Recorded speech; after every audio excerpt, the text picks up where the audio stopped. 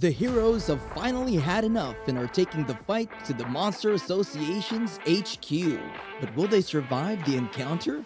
Will the power of all the S-Class heroes combined be enough to defeat Monster King Orochi?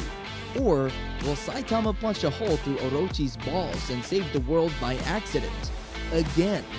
This is One Punch Man, and today we're gonna recap the third season of the misadventures of the Cape Baldy and his cyborg glazer fanboy. So after Saitama and the gang defeated Elder Centipede, the Hero Association set up a meeting and started discussing Garou's classification as a monster, declaring him a dragon-level threat. And while they're busy talking about these Avenger-level problems, one of the association's biggest sponsors, Narinki, starts crashing out and demanding that they rescue his Nepo baby, Waganma, ASAP. But this slick, handsome lad, Sekingar, assures him that they'll do everything to save his son. Yet Narinki ain't got time to wait around, so he sends his own private team to rescue Waganma himself. But these mercenaries get easily beaten and captured by G5. Gyoro then orders Does to use her whip to enslave them. You know, if there's a whip, there's a way. Where there's a whip, there's a way. Later, Sekingar meets with Super Alloy Darkshine, Pig God, Tatsumaki, and Drive Knight, who was supposed to be there, but bro's got balls of steel and decides to investigate the Monster Association base on his own. Since no one's heard of him, they just assume bro's already been defeated. And so they've been overworking a 10-year-old to track down where exactly the Monster Association's base is. Lil Bro even tries again to convince Metal Knight to join the mission, but Bofoy refuses after getting his ass whooped by the Monster King Orochi. He even warns Child Emperor not to trust anyone. Anyway, other heroes start showing up for the rescue operation, like Atomic Samurai and his disciples, and even Sweet Mask, who immediately starts beefing with Kamikaze. At the same time, Puri Puri Prisoner breaks out of Smelly Lid Prison and heads toward Ace City, ready to get his revenge on that monster cat furry that messed up his prison. Meanwhile, Zombie Man is aura farming somewhere in an abandoned town, and bro is searching for something. Now cut to our lovey-dovey Miss Fubuki. She tries to talk to Saitama, but gets totally baffled when she sees his apartment packed with S-Class heroes. She briefs them on the association's plan, about Garou and the Monster Association thingy. But since most of them are still banged up, and King's got some business to attend to, nobody's really up for it. Saitama eventually gets pissed because he thinks Garou's been ignoring him just because he's a bottom tier hero. So bro heads out, hunt Garou down, and grabs some more cabbage. But the funny thing is, Saitama already beat Garou up a few times without even realizing it. And speaking of the hero hunter, Garou wakes up and finds himself inside the Monster Association HQ. Soon after, Garou is summoned before Orochi, who commands him to prove his loyalty by killing any hero and bringing back their head within a day. And to make sure Garou doesn't chicken out, Gyoro assigns Bug God and Royal Ripper to keep an eye on him. So as Garou was walking around town, Bra saw a group of stupid extremists who support the monsters, and they even tried to kidnap a civilian who opposed their beliefs. But Garou just flicked his finger and stopped these schizos. Bro then casually heads to a nearby restaurant and orders everything on the menu. And look who it is. Saitama's eating there too, but he forgot his wallet and started fumbling. But thank the anime gods. Fubuki just spawned and started yapping about how she'll help him. But bro ain't listening and already has this crazy plan so that Fubuki can pay the bill.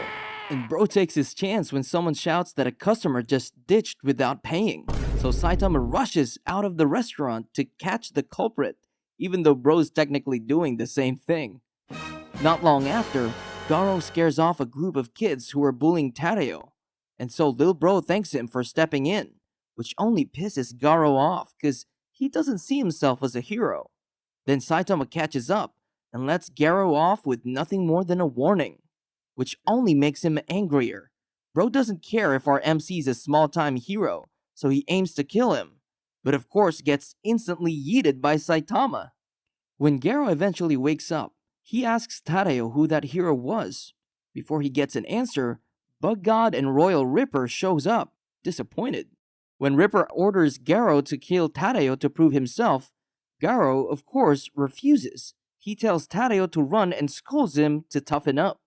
So Bro starts fighting the two monsters. Back at the Monster Association base, Gyoro meditates as Phoenix Man questions why she sent two unstable monsters after Garou. Double G explains that Garou needs to be pushed to his limits to evolve, just like Lord Orochi. She believes Garou could follow the same path and notes that Bug God will keep Royal Ripper in check, though she doesn't mind finding another subject if Garou dies. And Garou had a hard time fighting the two monsters. While all that was happening, Zombie Man finally found what Bro was looking for: Dr. Genos, the scientist behind the old house of evolution. He's the same guy who made Zombie Man a test subject back then, and Bro wants to know why the doctor quit making monsters and started selling takoyaki. Genos admits that his entire life's research fell apart after meeting Saitama, a man who completely shattered the limits of human strength. Well, to be direct, he didn't actually say Saitama's name, but Genos explains that every human being has a limiter, something that keeps them from turning into mindless monsters, a boundary only Saitama managed to break. Though Zombie Man didn't look like he agreed at first, Genos promised he'd see it for himself soon, especially since Saitama's also a hero. Back at the fight, Garou's really struggling against the two monsters, and things get worse when another monster captures Tadeo. Bro gets distracted, and as he lets his guard down, Royal Ripper slashes his back, then keeps slashing over and over, only stopping when Bug God intervenes. Then, the monsters take the kid and leave Garou bloodied on the ground. At Saitama's place, Genos, King, Bang, and Bomb wait nervously for him to come back. When he finally shows up, looking rough, they assume he just fought Garou, but Saitama denies it. Bro has no idea he already whooped Garou's ass again. Yet Saitama had a bigger problem. He forgot his cabbage. Thankfully, Fubuki spawns in with a cabbage and starts scolding Saitama for making her pay for his food. Genos suddenly senses something approaching and sends King to handle it, but it turns out to be Dr. Kuseno showing up in a mech suit to check on Genos. Kuseno greets Saitama, gives him some premium beef, and just like that, they're besties. Meanwhile, inside the Monster Association, Royal Ripper and Bug God report Garou's death to Gyoro. Across the base, more monsters start gearing up for the incoming battle, while prisoners Tadeo and Waganma are locked in the same cell. Waganma starts bragging that the heroes will come save them, since he's basically a Nepo baby. But then, Hedro Jellyfish spawns out of nowhere and tells them no one's coming, because every hero's gonna die, even the S-class ones. Then Garou finally wakes up, ready to take his revenge and save Tadeo. Back at the Hero Association, Child Emperor tells Second Guard that he doesn't trust two heroes. Genos because he's new and kinda sus for living in an area close to the Monster Association, and Silverfang for letting Garou slip away. So Little Bro wants them removed from the rescue mission.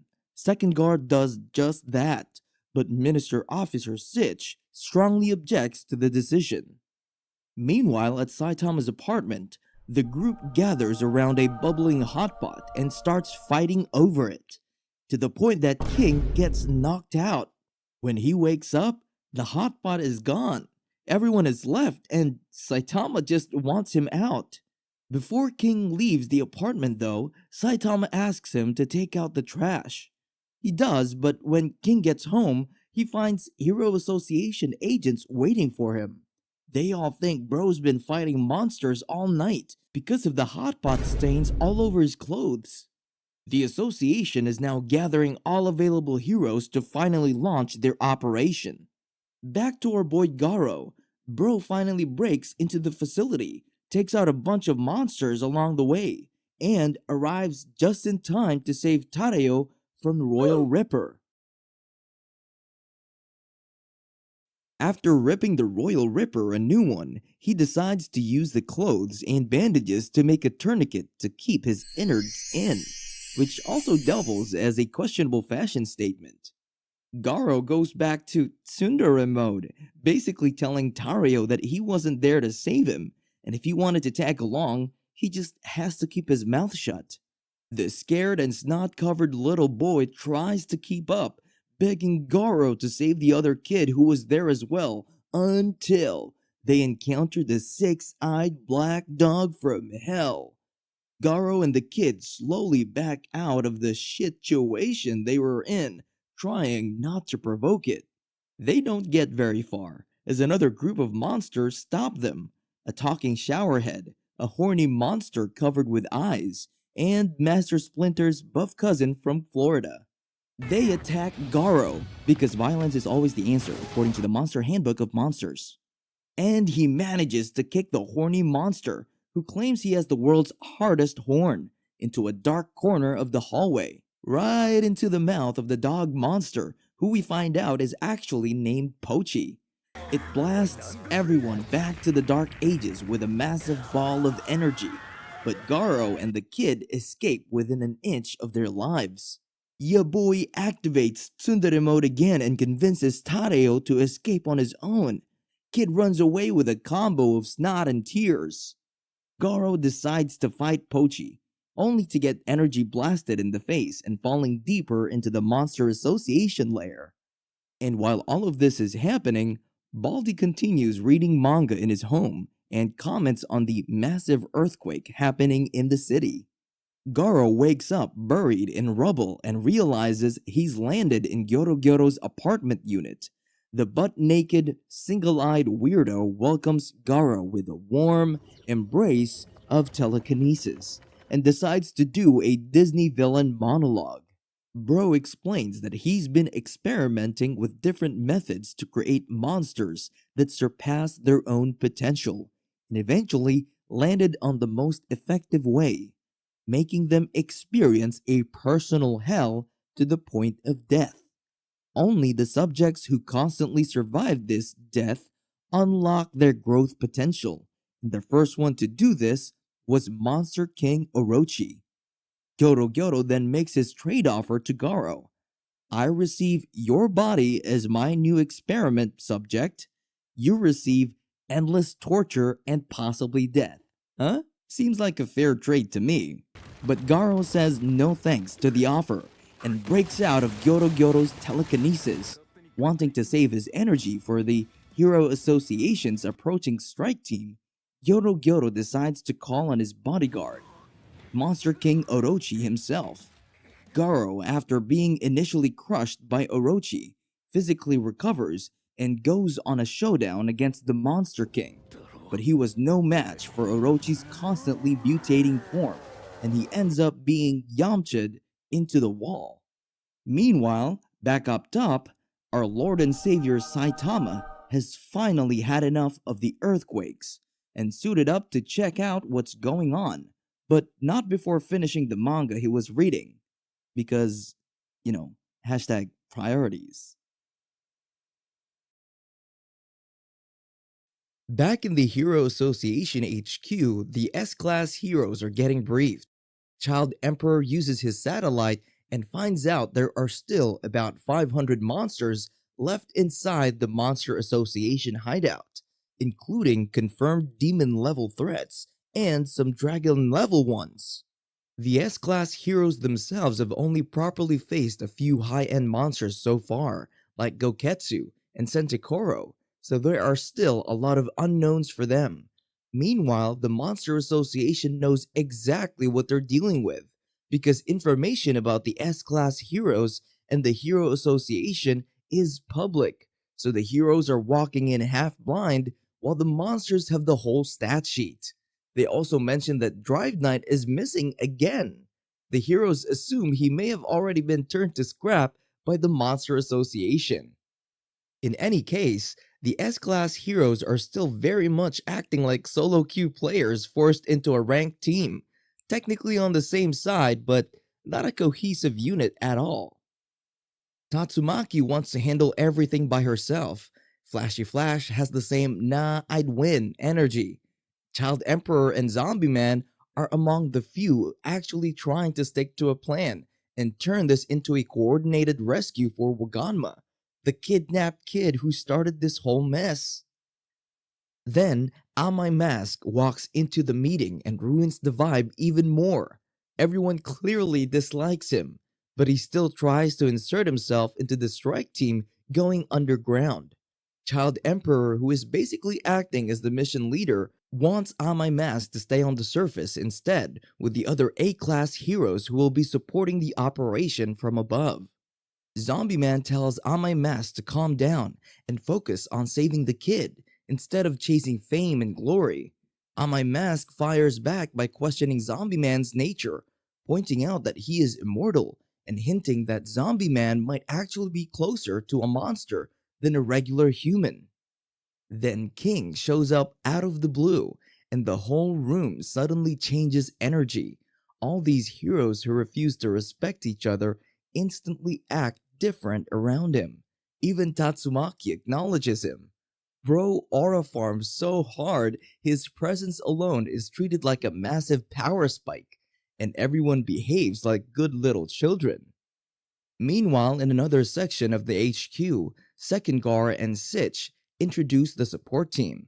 Since most of the monsters underground are demon or dragon level, the S-Class heroes will be the ones actually storming the base, but they still need people on the surface and extra backup. That is where the top A-Class and B-Class heroes come in, including new faces like Captain Mizuki. Then Sitch is informed that Bang and Bomb are here in the base, which kinda complicate things. Apparently, Bang and Bomb have been excluded from the official strike team because Child Emperor is suspicious of them. Bang is suspicious because he failed to finish off Garou when he had the chance. From the association's point of view, it looks like he may be compromised or holding back because of personal feelings. They even bring up the possibility that he might have let Garou go on purpose. After Sitch leaves promising a new replacement for Bang's lost phone, the brothers bump into King, who was trying to hide from joining the operation. Together, they make plans to form a B squad that, with Saitama's help, will operate separately from the main S-Class raid group. While all that is happening, Fubuki heads back to Saitama's apartment. On the way there, she runs into Genos, now in his new, upgraded form. A short flashback to Dr. Kuseno explaining that this is Genos' strongest body so far, but also his riskiest. The upgrade is unstable, and he can only use his full power for 10 seconds. If he goes plus ultra for more than that, his core will explode and he goes bye-bye forever. Everyone regrouped at Saitama's apartment. King, Fubuki, Bang, Bomb, and Genos. They show up looking for Saitama, who we now know is exploring the Monster Association hideout like he's taking a stroll in the park. Eventually, the group decides that King, Fubuki, Bang, and Bomb will go down into the Monster Association to act as a separate infiltration team.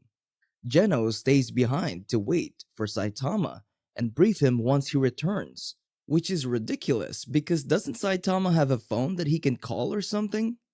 And as Saitama casually walks through the sewer system, the other S-rank heroes arrive. They are met with a welcoming party of monsters and a dirty old rag that suddenly spawns a powerful looking hooded guy with gross arms. Turns out, Hoodie Guy's arms are covered in eyes. eyes from other monsters that were eliminated in the past. Gyoro implanted those, allowing him to use their grudges as a power source and making him stronger. Bro then tried to crush everyone with massive buildings, but Tornado Tatsumaki went meh and blocked the attack. Well, most of it. The other heroes still got rained on by some of the debris, because Tornado doesn't give a flying about nuisances who can't get on her level. She confronts a hoodie guy in the air in a battle of psychic abilities that we don't see animated because of budget cuts. Meanwhile, the cannon fodder begins attacking the B-listers below. For the most part, the heroes succeed with a combination of flashy and cringy moves that could only come from side characters getting their 15 seconds of fame. On My Mask still tries to aura farm, even though he's not really part of the S-class heroes. There's even an Olympic athlete who made sporting events of the monsters. Like, what the hell is even happening right now?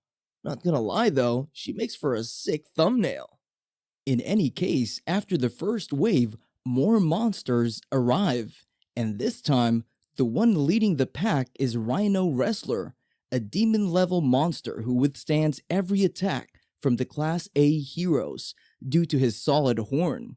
Yup, this guy is rock hard horny, in the literal sense.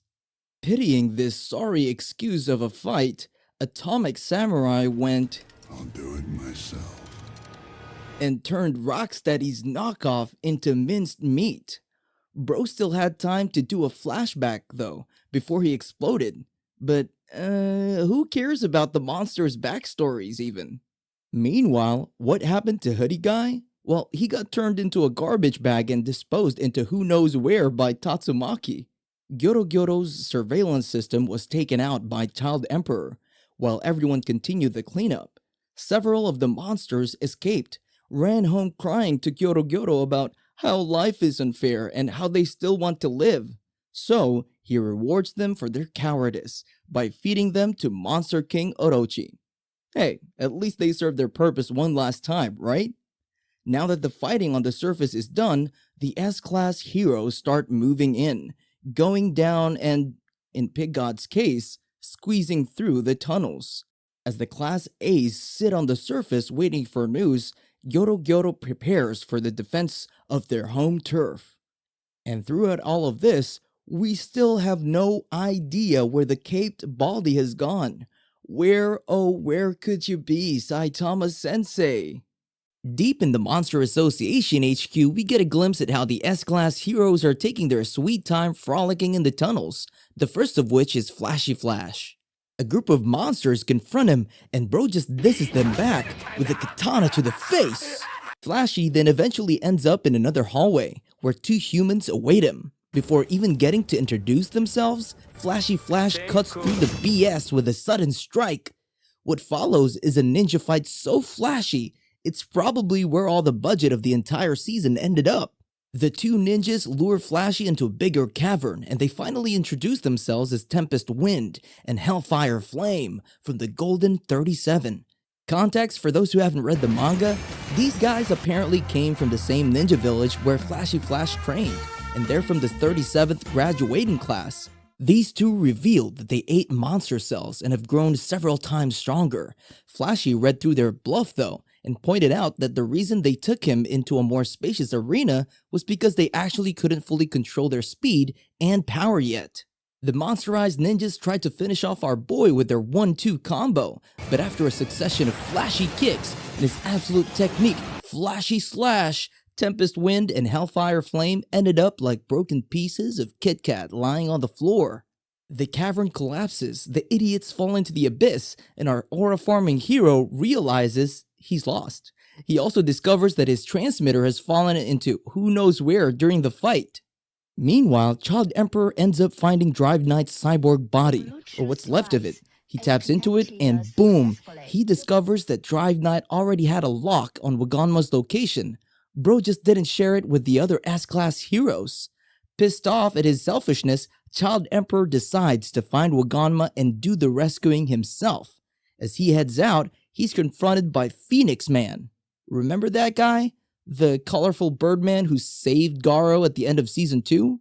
Yeah, he tries to stop Child Emperor, going into a villain monologue about how he'll eventually take the Monster King title from Orochi. Bro ends up getting carved like Thanksgiving turkey instead. Moving on from that, Child Emperor poisons the monsters guarding the hostage's cell, but not before sending over a frog-like device that acted as a gas mask for Waganma. One monster escapes and attempts to stop them, but Child Emperor pumps him full of fuel and sets him on fire. Eventually, they come across a samurai-looking robot who isn't faced by Child Emperor's random bullshit go technique, so he releases a bunch of robo-dogs, assembles them Voltron style into a massive Mecha Cerberus, and sticks it on the robot samurai. Then bro just F's off entirely from that situation, dragging Waganma by the collar and escaping in the opposite direction. As the two boys escape, Waganma asks Child Emperor why he didn't fight against that robot samurai, since he's an S-class hero. Emperor reiterates that rescuing him is his mission, so running away is the best option in that situation. On the way to the surface, they come across the body of Phoenix Man. Again, Child Emperor assures Waganma that the guy's dead, but Curly remembers the character, Donkenbird, from an old children's show and recalls how the guy always dies and gets resurrected in the next episode like nothing happened. You all see where we're going with this next, right? Phoenix Man, as if on cue, resurrects in a blinding golden shower. Shower of golden light. Bro's got a cooler version of his costume, and you can now see his real face this time. Child Emperor brings out more of his toys and confronts resurrected Phoenix Man, but Bro just destroys them all. So Child Emperor is forced to bring out his secret weapon, a mobile Gundam suit. Well, his version of it, at least. Both get locked into a fight, but Phoenix Man just absorbs Brave Giant's attacks as he continues evolving. Meanwhile, Child Emperor is fighting with a hand tied behind his back because he still has to protect the useless hostage cowering under his umbrella shield. Oh, and did I forget to tell you? Phoenix Man's powers can also resurrect the dead. Damn! Child Emperor had to fight a zombie horde a la Walking Dead while the Golden Chicken attempts to kidnap Waganma. Again. With his cards running out, Child Emperor spends all of Brave Giant's energy into unleashing a massive beam attack, blasting a hole to the surface in an attempt to finish off his enemy. Golden Chicken Man attempts to absorb the attack, and he survives, but ends up looking like charred turkey at the end of it. Bro finally has had enough and tries to finish off a helpless Child Emperor, but the kid has one more trick up his sleeve. Well, actually, it's up inside Phoenix Man's costume. The Tickle Bug number 1, which tickles its victim until he suffocates and dies.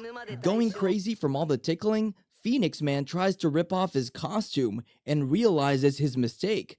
Child Emperor gets to work and helps him rip off his entire costume, but not before turning him into a eunuch first, with a chainsaw attack to the balls. Finally, Child Emperor defeats Charred Turkey Man, leaving his naked, lifeless body on the ground. Kid radios in for backup and continues on his mission to bring Waganma to the surface. He even asks Curly Tops if there were other people that needs to be rescued in the area. But the mofo just lies through his teeth and says no, despite remembering that Tario was still in there somewhere. Meanwhile, because of Phoenix Man's powers, the two ninjas, Tempest Wind and Hellfire Flame, get revived. Realizing that Flashy Flash killed them, they quickly run through the corridors and try to find Flashy, who at this moment is still currently lost somewhere in the maze. They happen upon Saitama, who was complaining about it raining sewer water in the tunnels. The two try to attack him, but Saitama being Saitama, he dodges all of their attacks. Tweedledee and Tweedledum could not believe it, but instead of confronting Saitama, they just decide to remember his face, before vanishing off to pursue revenge on Flashy instead. Seems like Speedo Sound Sonics got competition in the Get Revenge on Saitama list. As we continue to degrade in animation quality, we see Zombie Man break monsters down into different pixels of red, blue, and green, complaining about how he seems to have gotten too many enemies. Eventually, he comes across a room where he meets the Timu version of Lord Dracula. Bro is a vampire who eats monsters named Vampire. So Zombie Man and Vampire, lazy ass names with dog shit animation. Perfect combo. Anyway, they spend hours hyping up their abilities in this battle, only for them to never show how it actually happens. We only see the aftermath of Vampire's body torn into shreds, while they're surrounded by monsters in dim lighting and opacity at 15%, which is probably how much the animators at JC staff were getting paid this season. And after Zombie Man kills the remaining monsters, again, we don't see it happen because the camera conveniently moves outside of the locked room. He exits with the missing body parts and pieces. Bro waits for his body to regenerate and takes a break. With a lollipop. A freaking lollipop! For goodness sake, apparently drawing cigarettes is too heavy on the animation budget. Meanwhile, Atomic Samurai's students, led by Iairon, are confronted by Monster, Princess Does, and the minions under her mind control spell. They try to fight her minions off, but Amai Mask comes to their rescue. Bro tells them he'll take care of the BDSM princess and sends them away. Amai Mask makes quick work of her minions, and as she begs for her life, he shows her his true form. Sadly, this is also not covered in the animation budget, so we don't see what Amai Mask shows what made her say, "You're not human." Maybe his massive dong? I don't know, I don't even care at this point. Iairon and his group find the pig god swallowing a whole lizard, before falling into a new room and getting confronted by Malong Hair, another demon-level monster. Bro is basically Medusa from the Inhumans, using his long, living hair to attack people and shield himself, which would have been perfect if his opponents weren't samurais and sword users. Dude got a biblically accurate haircut like Samson and immediately loses all his abilities, collapsing on the spot. On the other hand, their master, Atomic Samurai, continues to reduce every monster he meets to puddles of green goop. Eventually, he faces off with Machine God G5, which you might remember is the robot samurai that Child Emperor escaped from. Clanker says he took Atomic Samurai's combat data and will now proceed to give him a taste of his own medicine. But it only took about a minute for our aura-farming hero to break his armor into pieces and explode him with his signature atomic slashes. Machine God gets away though, and Atomic lets him escape, thinking the surface team might be able to deal with that thing on their own. Then we see Tadeo again, this time being chased by a small pedophile or something? I don't know, it's a little guy that looks like a douche that grew arms, legs, and a face. Thankfully, Atomic Samurai is nearby and confronts the little douche, allowing Tadeo to escape.